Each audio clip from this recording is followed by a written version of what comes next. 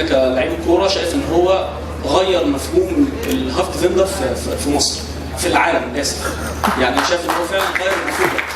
يعني كان بنعرف ان الراجل وسط الملعب المدافع لازم يبقى جسمه قوي، انما هو راجل لعب كره القدم بدماغه فقط لا غير. فاعتقد ان ده يعني انا كلاعب كوره يعني بتعلم منه، وانا اسف ان كل الاسئله رايحه في اتجاه ان هو هيعمل ايه، يعني الناس بتبطله بدري. يعني مبسوط جدا ان انت موجود.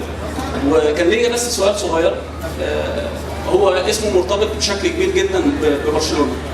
هل لو كان جاله او في مسيرته جاله عرض من ريال مدريد كان ممكن يروح، ولا هو كان بالنسبه له الموضوع منتهي؟